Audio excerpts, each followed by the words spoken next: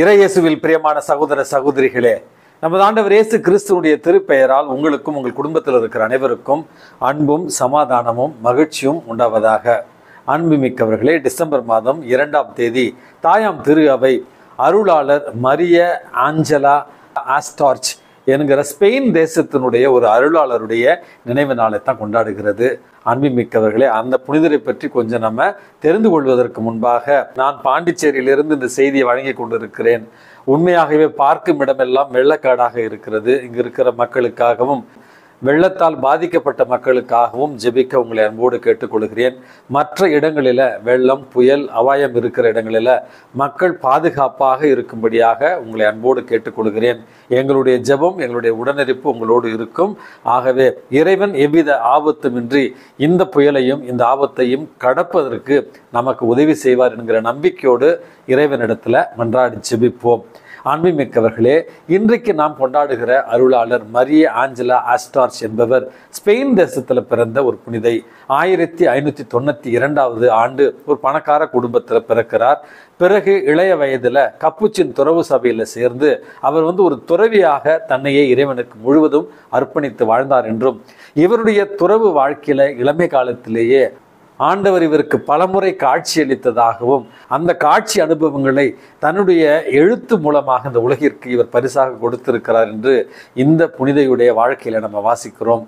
அன்பு மிக்கவர்களே, நடக்க இருக்கிற சில காரியங்களை ஆண்டவர் முன்னறிவித்ததாகவும், அதே நேரத்தில் மக்கள் மனம் திரும்பி நமது ஆண்டவர் இயேசு கிறிஸ்துவிடத்தில் வர வேண்டும் என்கிற அன்பு செய்தியையும் இந்த அருளாளர் மரிய ஆஞ்சலா ஆஸ்டார்ச் வாயிலாக இறைவன் உலகுக்கு கொடுத்திருக்கிறார் என்கிற செய்தியைத்தான் இந்த புனிதனுடைய வாழ்க்கையில் நாம் அறிகிறோம். அன்புமிக்கவர்களே, நாம் இந்த திருவருகை காலத்தினுடைய முதல் வாரத்தில் இருக்கிறோம். நமக்கு கொடுக்கப்பட்டிருக்கிற செய்தி எல்லாமே எச்சரிக்கையோடு, விழிப்போடு, ஆண்டவருடைய வருகைக்காக ஏக்கத்தோடும் நம்பிக்கையோடும் எதிர்நோக்கோடும் காத்திருக்க வேண்டும் என்கிற அன்பு செய்தி தான் இந்த காலம் முழுவதும் நமக்கு கொடுக்கப்பட்டிருக்கிறது. இந்த திருவருகை காலத்தை பற்றின ஒரு புரிதல் உங்களுக்கு வேண்டும் என்றால், அல்லது இந்த திருவருகை காலம் என்றால் என்ன, அதனுடைய உட்பொருள் என்ன என்பதை தெரிய வேண்டும் என்றால், இன்றைய மன்னாவில் இதற்காகவே திருவருகை காலம் ஒரு சிறப்பு பார்வை என்று நேற்று ஒரு வீடியோவை நான் பதிவு செய்திருக்கிறேன். தயவு செய்து வீட்டில் இருப்பவர்கள் நண்பர்களுக்கு இதை பகிர்ந்து இந்த திருவருகை காலத்தினுடைய உண்மையான அர்த்தத்தை புரிந்து விசுவாசத்தோடு நமது ஆண்டவரை, புதிதாக பிறக்க இருக்கிற பாலகனை எதிர்கொள்ள நம்மை நாமே தயாரிக்க அந்த காணொளி உங்களுக்கு உதவும். அன்புமிக்கவர்களே, இன்றைக்கு நமக்கு கொடுக்கப்பட்டிருக்கிற நற்செய்தி வாசகத்துல நமது ஆண்டவர் இயேசு கிறிஸ்துவிடத்துல நூற்றுவர் தலைவன் ஒருவன் இயேசுவிடத்துல தன்னுடைய பணியாளருக்கு உதவி கேட்டு வருகிறார். அதன் பிறகு உதவி கேட்ட அவர் மற்றும் ஒரு விசுவாச அறிக்கை இந்த இடத்துல அவர் நமது ஆண்டவர் இடத்துல அறிக்கை இடுகிறார். நானும் அதிகாரத்துல இருக்கிறவன் தான். ஒருவரை வருகை என்றால் வருகிறார், செல்க என்றால் செல்கிறார். அதிகாரத்தில் இருக்கிற எனக்கு ஆணையிடுவது அல்லது ஒரு அதிகார தோரணையில பேசுவதனுடைய உண்மை விளக்கம் எனக்கு புரியும்.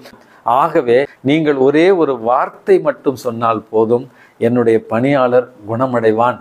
அப்படி என்று நமது ஆண்டவர் இயேசு கிறிஸ்துவின் மீது நம்பிக்கையை வைத்து அவர் வார்த்தையை மீதும் அவருடைய வார்த்தையின் மீது இருக்கிற அதிகாரத்தையும் இன்றைக்கு விசுவாச அறிக்கையாக அறிக்கையிடுவதைத்தான் நற்செய்தி வாசகமாக நம்ம வாசிக்கிறோம்.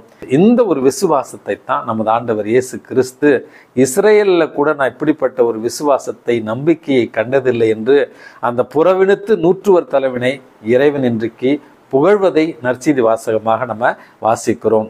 அன்புமிக்கவர்களே, இங்கு நான் பணியாற்ற வருவதற்கு முன்பாக வேறொரு இல்லத்தில் இல்ல தந்தையாக இருந்தேன். அந்த இல்லத்தில் 5 இல்ல பணியாளர்கள். அதில் 2 கத்தோலிக்க கிறிஸ்தவர், 3 கிறிஸ்தவர் அல்லாதவர்கள். பல ஆண்டுகள் நம்முடைய இல்லத்தில் வேலை செய்கிறார்கள். வருடம் அவர்களை ஏதாவது ஒரு இன்ப சுற்றுலாவுக்கு அழைத்து செல்வது வழக்கம். அப்படி அவர்களிடத்துல இந்த வருடம் எங்கே போகலான்னு கேட்கிற நேரத்தில் அந்த கிறிஸ்தவர் அல்லாத 3 பேருமே என்கிட்ட, ஃபாதர் எங்களை வேளாங்கண்ணிக்கு கூட்டிட்டு போங்க அப்படி என்று சொன்னார்கள். மற்ற கத்தோலிக்க கிறிஸ்தவர்கள் 2 எப்போ பார்த்தாலும் எதுக்கு சாமி வேளாங்கண்ணின்னு கூட்டு போறீங்க, எங்களை வேற எங்கனாவது கூட்டிட்டு போங்க ஜாலியா அப்படி என்று கிறிஸ்தவர்கள் வேளாங்கண்ணி வேண்டாம் அப்படி என்று சொன்னார்கள். கிறிஸ்துவை அறியாதவர்கள் வேளாங்கண்ணிக்கு எங்களை கூட்டிட்டு போங்க அப்படின்னு சொன்னார்கள். ஏம்மா வேளாங்கண்ணிக்கு போகணுங்கிறீங்க, நீங்கள் தான் கிறிஸ்டின் இல்லையே, எதுக்கு அப்படின்னு கேட்கிற நேரத்தில், நாங்கள் கிறிஸ்டின் இல்லை தான், ஆனால் இந்த வேளாங்கண்ணி அம்மா கிட்ட நாங்கள் ஒரு பொருத்தனை வச்சுருந்தோம் அப்படின்ட்டு 3 பேரும் 3 பொருத்தனையை சொல்லி நாங்கள் வேண்டிக்கிட்டோம் எங்கள் குடும்பத்தில் இது நடக்கணும்னு.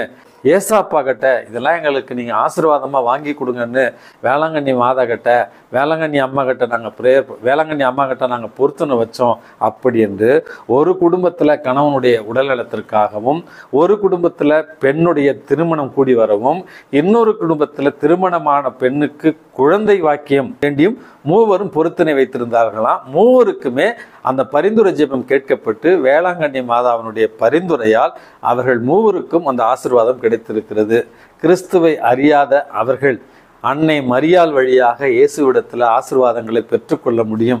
எங்கள் குடும்பத்தில் நிச்சயமாக இது ஒரு மிகப்பெரிய அதிசயம் ஃபாதர், எங்களை கூட்டிகிட்டு போங்க, நாங்கள் அவ்வளோ தூரம்லாம் செலவு பண்ணி போகிற அளவுக்கு வசதி இல்லை அப்படி என்று அவர்கள் கண்ணீரோடு கேட்ட நேரத்தில் எனக்கு மறுப்பு சொல்ல முடியாமல் எல்லோரையுமே வேளாங்கண்ணிக்கு நான் அழைத்து சென்றேன். அன்புமிக்கவர்களே, இந்த செய்தியை நான் கேட்ட பொழுது எனக்கு மனசுக்குள்ள லைட்டாக வலிச்சுது. காரணம், கத்தோலிக்க கிறிஸ்தவர்களாய் இத்தனை ஆண்டு காலம் இருக்கிற நமக்கு இயேசுவின் மீது நம்பிக்கை இல்லை, அன்னை மரியாளுடைய பரிந்துரையின் மீது நம்பிக்கை இல்லை.